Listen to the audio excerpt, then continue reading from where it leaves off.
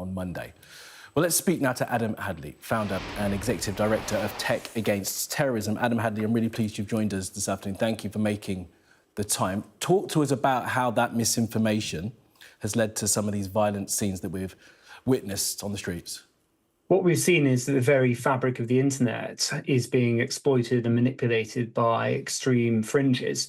Before the original riot, we saw that a small number of anonymous individuals on a messaging app called Telegram were sharing posters encouraging people to join forces and to riot on the streets. And we've seen this pattern continue. Unfortunately, as well, after that, a fair amount of disinformation then spread across the internet. And unfortunately, what we found is that through the efforts of a few individuals, this incendiary information is spread, and a number of social media platforms have done very little to dampen this. We'll come on to the platforms next, but let's talk about the individuals that are involved in this. There is a suggestion, and this is prior to what's happened this week, that there's been a resurgence in some of the far-right action since some figures have been allowed back onto services like Twitter, X. What's your thought about that before we talk about some of the individuals involved in this particular wave? That's absolutely right. The extreme far-right individuals in this country are pretty fragmented and decentralized, but certainly the ability for a number of them to communicate online on major platforms gives them that ability to foment trouble in society and on the streets. And we would argue the reason we're seeing much of the violence now is because these individuals are able to share their views freely online, even if it's clearly inciting violence. Now, one of them, Stephen Yaxley-Lennon, Tommy Robinson, as he goes on social media, was off X, Twitter, before, back on it now, and is regularly posting and encouraging people to go out onto the streets. Is he part of the issue with this? Certainly, there's a broader ecosystem of individuals sharing material. I don't think it's down to just one individual, but rather a community of people who look to find issues to exploit, ideally anything that can be used to divide and polarize society. And this is enabled by a number of platforms that then unwittingly or perhaps deliberately amplify this type of content for profit. Now, you said unwittingly or perhaps deliberately. I was getting notifications from people that I didn't follow on X, offering me things that, if I was that way inclined, may have made me angry. I mean, that looks very deliberate, that the notifications are coming directly through to the phone from people that I don't follow because they're going viral. Yeah, and as the Prime Minister said this week, platforms have a duty of care. They need to create an environment that's safe for their users, and they need to be held to account for this. In a way, it's a good thing that there are actually very few extremists in our society, but many of these platforms give them the ability to create grievance or to amplify grievance in ways that they haven't been able to do so previously. So there is a very real sense now in which a number of these platforms, X being one of them, and Telegram, really need to be held to account here. Because the problem with disinformation is it spreads very quickly. You need to respond rapidly, and government departments, researchers, fact checkers, of course, can't do it as quickly as required if the platforms are doing so little to dampen this content in the first place.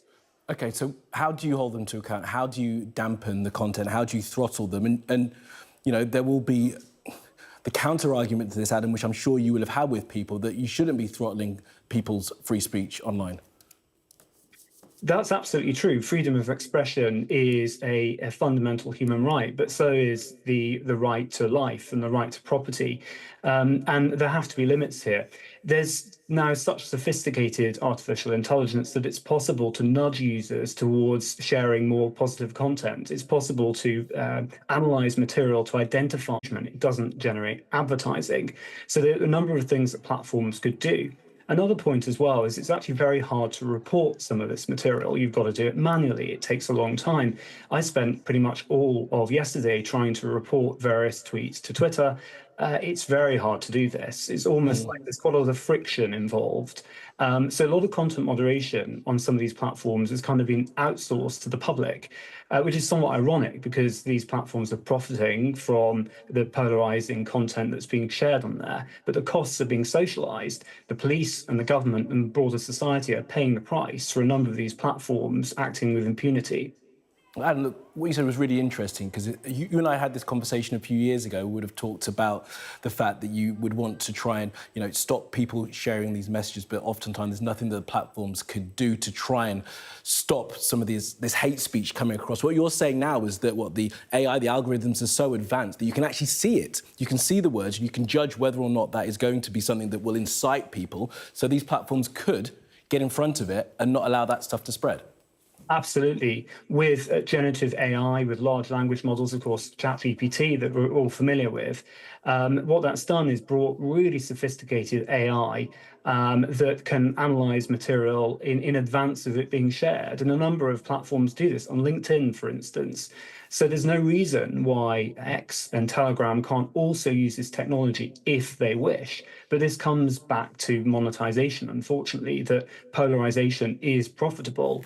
And therefore, we would argue that the government, of course, a new government, now has an opportunity to revise the Online Safety Act and, crucially, increase the ability for government departments to understand what's going on online. Another factor here as well is that it's very expensive for researchers to access Twitter or X at scale. A lot of this has been monetized as well. So you can pay $5,000 a month and you can share up to 300,000 tweets on Twitter, but to be able to view and analyze that costs $42,000. So there's a real asymmetry here and a real sense in which a number of platforms are profiting from this.